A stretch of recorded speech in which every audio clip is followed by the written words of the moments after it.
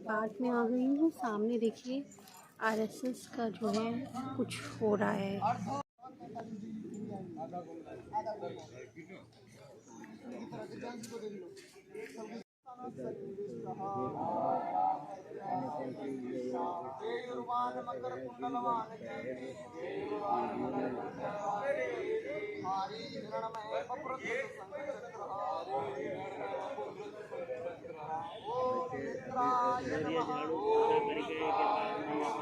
ऊपर नहाए और इसके बाद में चले यहाँ पर बच्चे आ गए।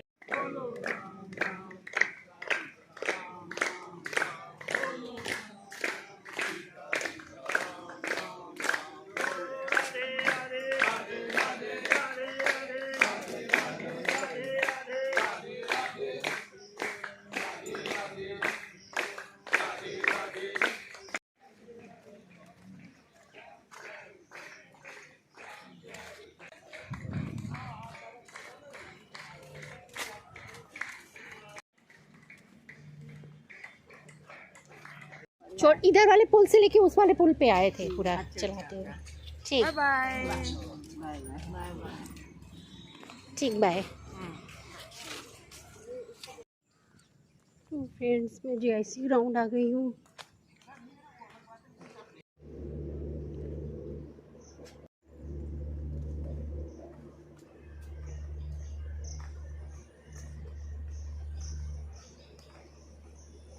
वहाँ समाधि साथ में लगाई जाती है। यहाँ समाधि अपने आप सुनते सुनते जब शरीर पर निशान सिर पर बन जाए तो निशान बुद्ध में ये ज्ञान ठहर जाए बस उसके ठहरने से ही आपका कल्याण ये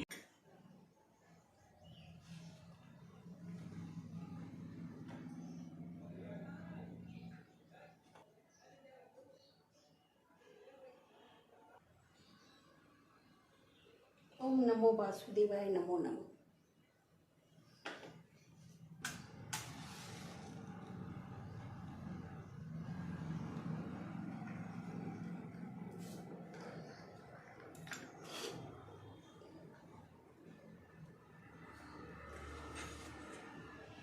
फ्रेंड्स मैं बृहस्पति भगवान की पूजा करने जा रही हूँ। मैं कथा पढ़ने जा रही हूँ। तो जो मैं पढ़ूंगी वो आप लोग अच्छे से सुनिएगा। आप लोगों को भी उसका पुण्य बराबर ही मिलेगा। इस कथा में ये होता है कि जब पूजा करते हैं तो साथ में किसी को बैठाते हैं, किसी को ये कथा सुनाते हैं, उसका कल्याण होता है। और जो पढ़ता है, जो व्रत रखता है, उसका तो होता ही है। तो फ्रेंड्स मैं प्राचीन समय की बात है। एक बड़ा ही प्रतापी तथा दानी राजा था। वह प्रत्येक गुरुवार को व्रत रखता था, पूजन करता था। यह उसकी रानी को अच्छा न लगता था। वह ना व्रत करती थी और ना किसी को एक पैसा दान में देती थी। राजा को भी वह ऐसा करने को मना करती थी। एक समय की बात है कि राजा शिकार के लिए वन को चले गए। घर पर रानी उदासी थी। उस समय गुरु बृहस्पति साधु का रूप धारण कर राजा के दरवाजे पर भिक्षा मांगने आए। साधु ने रानी से भिक्षा मांगी तो वह कहने लगी, ये साधु महाराज, मैं इस दान पुण्य से तंग आ गई हूँ। आप कोई ऐसा उपाय बताएं जिससे यह सारा धन नष्ट हो जाए और मैं आराम से रह सकूं। साधु रूपी बृहस्पति देव ने कहा, हे देवी, तुम बड़ी विचित्र हो। संतान और धन से कोई दुखी होता है। अगर तुम्हारे पास धन अधिक हो तो इसे शुभ कार्यों में लगाओ, जिससे दोनों लोग सुधरे।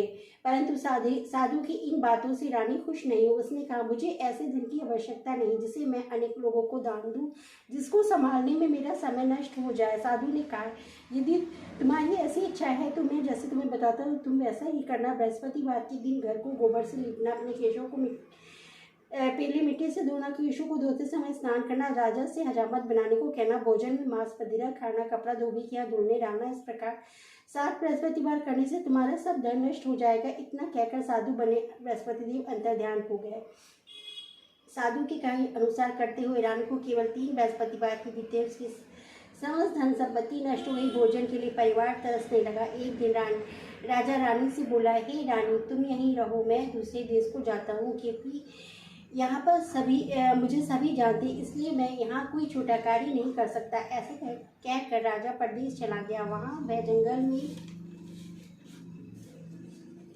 से लकड़ी काट कर लाता और शहर में बेचता। इस प्रकार वह अपना जीवन व्यतीत करने लगा। इधर राजा के बिना रानी और दासी दुखी रहने लगी। एक समय दासी को 7 दिन बिना भोजन के रहना पड़ा तो रानी ने अपनी दासी से कहा, हे दासी, पास ही की नगर में मेरी बहन रहती है, वह बड़ी धनवान है, तू उसके पास जा, कुछ ले आ ताकि थोड़ा बहुत गुजर बसर हो जाए। दासी रानी की बहन के पास गई। उस दिन बृहस्पतिवार था। रानी की बहन उस समय बृहस्पति की कथा सुन रही थी। दासी ने रानी की बहन को अपनी रानी का संदेश दिया, लेकिन रानी की बहन ने कोई उत्तर नहीं दिया। जब दासी को रानी की बहन से कोई उत्तर नहीं मिला तो वह दुखी हुई और क्रोध भी आया। दासी ने वापस आकर रानी को सारी बात बता दी। सुनकर रानी ने अपने भाग्य कोसा। उधर रानी की बहन ने सोचा कि मेरी बहन की दासी आई थी, परंतु मैं उसे नहीं बोली, इससे वह बहुत दुखी हुई होगी। कथा सुनकर पूजन समाप्त कर वह अपनी बहन के घर गई और कहने लगी, हे बहन, मैं बृहस्पतिवार का व्रत कर रही थी। तुम्हारी दासी आई थी। जब तक कथा होती है तब तक न उठते हैं न बोलते हैं, इसलिए मैं नहीं बोली। कहो दासी क्यों आई थी? रानी बोली, बहन, हमारे घर अनाज नहीं है। ऐसा कहते कहते रानी की आंखें भर आई। उसने दासी समेत भूखा रहने की बात भी अपनी बहन को बता दी। रानी की बहन बोली, बहन देखो, बृहस्पति भगवान सबकी मनोकामना पूर्ण करते हैं। देखो, शायद तुम्हारे घर में अनाज रखा हो। यह सुनकर दासी घर के अंदर गई तो वहाँ उसे एक बड़ा अनाज का भरा मिला। उसे वही बड़ी हैरानी हुई, क्योंकि उसने एक ही बर्तन देख लिया था। उसने बाहर आकर रानी को बताया। दासी रानी से कहने लगी, हे रानी, जब हमको अन्न नहीं मिलता था तो हम व्रत ही तो करते थे, इसलिए क्यों न इनसे व्रत और कथा की विधि पूछ ली जाए। हम भी व्रत किया करेंगे। दासी के कहने पर रानी ने अपनी बहन से बृहस्पति व्रत के बारे में पूछा। उसकी बहन ने बताया, बृहस्पतिवार के व्रत में चने की दाल और नृत्य से विष्णु भगवान के केले के जड़ में पूजन करे, दीपक जलाए, पीला भोजन करे, कथा सुने। इससे गुरु भगवान बृहस्पति प्रसन्न होते हैं, मनोकामना पूर्ण करते हैं। व्रत पूजन की विधि बताकर रानी की बहन अपने घर लौट आई। रानी और दासी दोनों ने निश्चय किया कि बृहस्पति देव भगवान की पूजा जरूर करेंगे। 7 रोज बाद जब बृहस्पतिवार आया तो उन्होंने व्रत रखा। घोड़साल में जाकर चना और गुड़ पीन लाई, उसकी दाल से केले की जड़ और विष्णु भगवान की पूजन किया। अब पीला भोजन कहाँ से आए? दोनों बड़ी दुखी हुई, परंतु उन्होंने व्रत किया, इसलिए बृहस्पति भगवान प्रसन्न थे। एक साधारण व्यक्ति के रूप में विद्युत थाली में सुंदर पीला भोजन लेकर आए और दासी को देकर बोले, हे दासी, यह भोजन तुम्हारे लिए है और तुम्हारी रानी के लिए है। तुम दोनों भोजन ग्रहण करना। दासी भोजन पाकर बहुत प्रसन्न हुई। उसने रानी को सारी बात बता दी। उसके बाद वे प्रत्येक गुरुवार को बृहस्पति भगवान का व्रत और पूजन करने लगी। बृहस्पति भगवान की कृपा से उनके घर धन हो गया, परंतु रानी फिर पहले की तरह आलस करने लगी। तब दासी बोली, देखो रानी, तुम पहले इस प्रकार आलस करती थी, तुम्हें धन को रखने में कष्ट होता है, इस प्रकार सभी धन नष्ट हो गया। अब गुरु भगवान की कृपा से धन मिला है, तुम आलस करती हो। बड़ी मुसीबतों के बाद हमने ये धन पाया, इसलिए हमें दान पुण्य करना चाहिए। अब तुम भूखे मनुष्यों को भोजन कराओ, प्याव लगाओ, ब्राह्मणों को दान दो, कुआं, तालाब, बावड़ी आदि का निर्माण कराओ, मंदिर पाठशाला बनवाकर ज्ञान दान दो, कुंवारी कन्या को विवाह करो, अर्थात धन को शुभ कार्यों में खर्च करो, जिससे तुम्हारे कुल का यश बढ़े और स्वर्ग प्राप्त हो। पितर प्रसन्न हो। दासी की बात मानकर रानी शुभ कार्य करने लगी। उसका यश फैलने लगा। एक दिन रानी और दासी आपस में विचार करने लगी, ना जाने राजा किस दशा में होंगे, उनकी कोई खोज खबर नहीं है। उन्होंने श्रद्धापूर्वक गुरु भगवान की प्रार्थना की, राजा जहाँ कहीं भी हो शीघ्र वापस आ जाए। उधर राजा परदेश में बहुत दुखी रहने लगा। वह प्रतिदिन जंगल में लकड़ी बीनकर लाता और उसे शहर में बेचता। अपने दुख जीवन बड़ी कठिनता से व्यतीत करने लगा। एक दिन दुखी होकर अपनी पुरानी बातों को याद करके वह रोने लगा, उदास हो गया। उसी समय राजा के पास बृहस्पति देव साधु के वेश में आकर बोले, हे लकड़ाई, तुम किस सुनसान जंगल में बैठे हो, चिंता में बैठे हो, मुझे बताओ। यह सुनकर राजा के नेत्रों में जल भर आया। साधु की वंदना कर राजा ने अपनी संपूर्ण कहानी सुना दी। महात्मा दयालु होते हुए राजा से बोले, हे राजा, तुम्हारी पत्नी ने बृहस्पति के प्रति अपराध किया है, जिसके कारण तुम्हारी यह दशा हुई है। अब तुम किसी प्रकार की चिंता मत करो, भगवान तुम्हें पहले से अधिक धन देगा। देखो, तुम्हारी पत्नी ने बृहस्पति का व्रत प्रारंभ कर दिया। अब तुम भी बृहस्पति का व्रत करके चने की दाल, गुड़, जल को लोटे में डालकर केले का पूजन करो, फिर कथा कहो, सुनो, भगवान तुम्हारी सब मनोकामनाओं को पूर्ण करेंगे। साधु की बात मानकर राजा बोला, हे प्रभु, लकड़ी बेचकर इतना पैसा भी नहीं बचता जिसको भोजन के उपरांत कुछ बचा सकूं। मैंने रात्रि में अपनी रानी को व्याकुल देखा है, मेरे पास कोई साधन नहीं है जिससे उसका समाचार जान सकूं। फिर मैं बृहस्पति देव की क्या कहानी कहूँ, यह भी मुझको मालूम नहीं है। साधु ने कहा, हे राजा, मन में बृहस्पति भगवान के पूजन व्रत को निश्चय कहो, वे स्वयं तुम्हारे लिए कोई राह बना देंगे। बृहस्पतिवार के दिन तुम रोजाना की तरह लकड़ियां लेकर शहर में जाना, तुम्हें रोज से दुगना धन प्राप्त होगा, जिससे तुम भलीभांति भोजन कर लोगे तथा बृहस्पति देव की पूजा का सामान भी आ जाएगा। जो तुमने बृहस्पतिवार की कथा के बारे में पूछा है वह इस प्रकार है। प्राचीन काल में एक बहुत ही निर्धन ब्राह्मण था, उसकी कोई संतान नहीं थी। वह नित्य पूजा पाठ करता, उसकी स्त्री न स्नान करती और न किसी देवता को भोजन करती। इस प्रकार ब्राह्मण देवता भी बहुत दुखी रहते थे। भगवान की कृपा से ब्राह्मण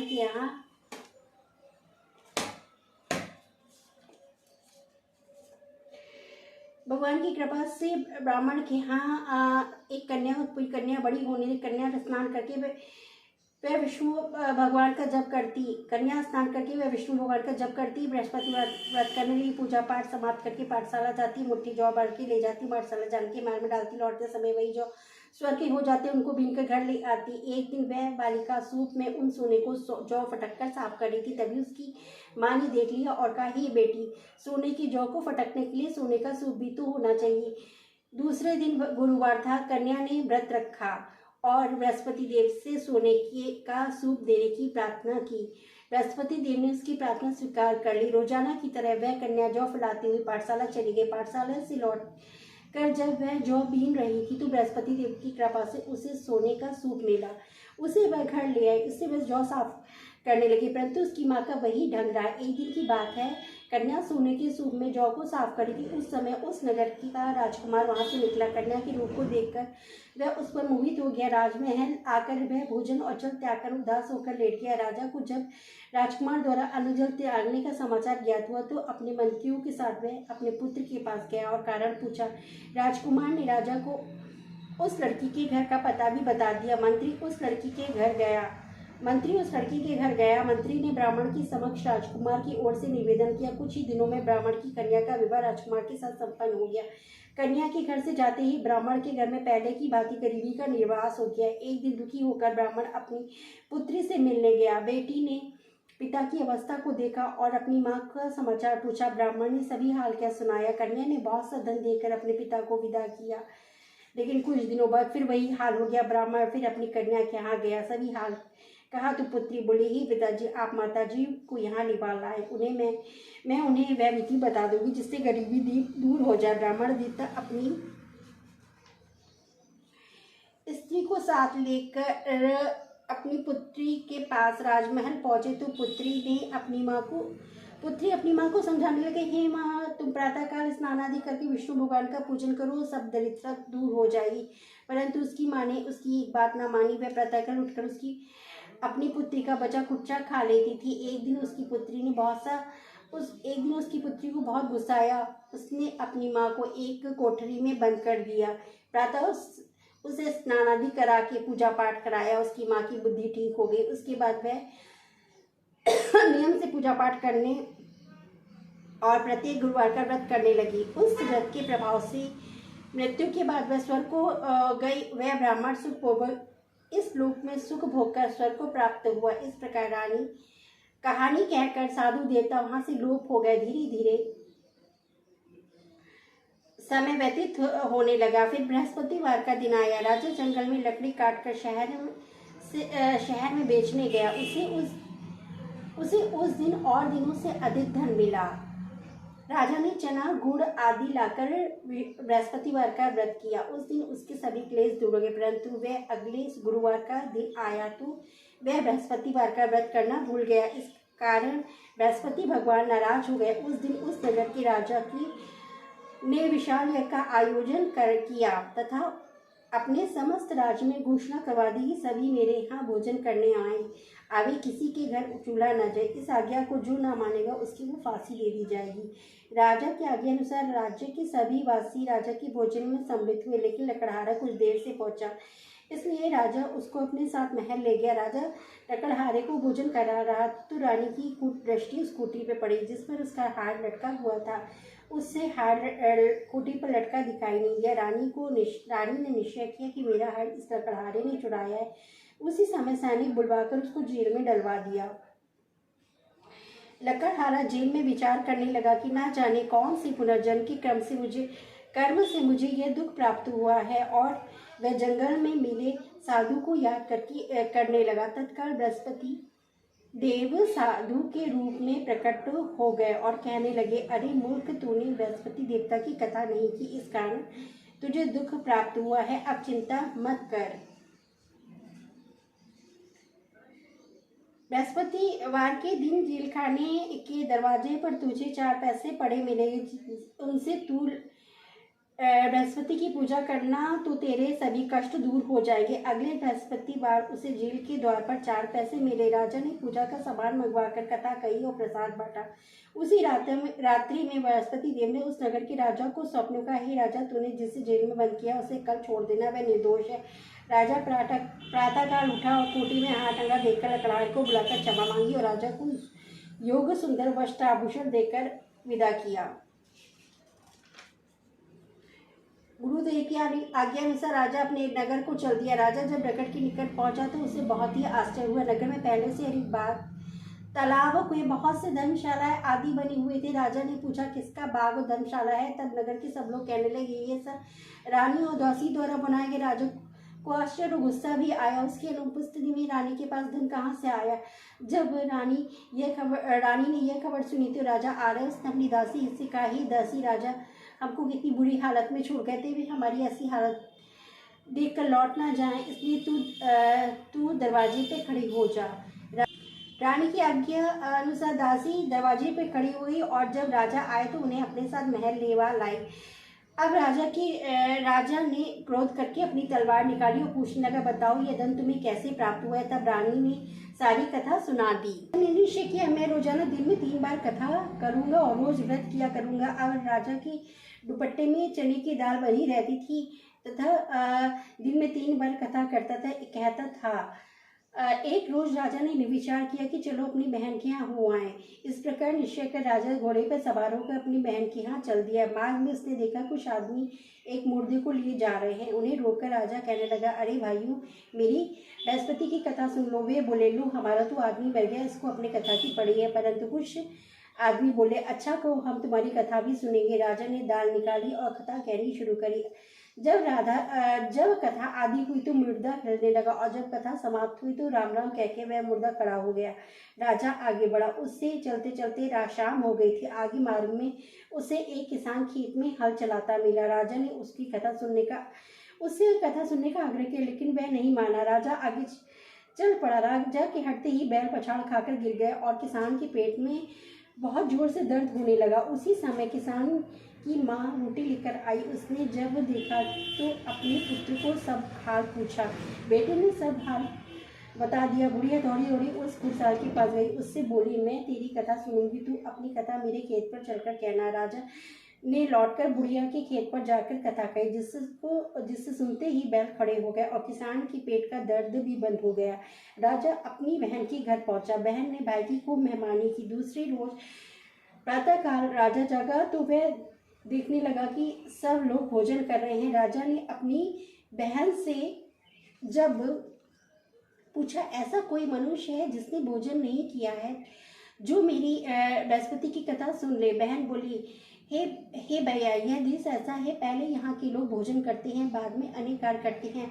फिर वह एक कुम्हार के घर गई जिसका लड़का बीमार था। उसे मालूम था उसके यहाँ 3 दिन से किसी ने भोजन नहीं किया है।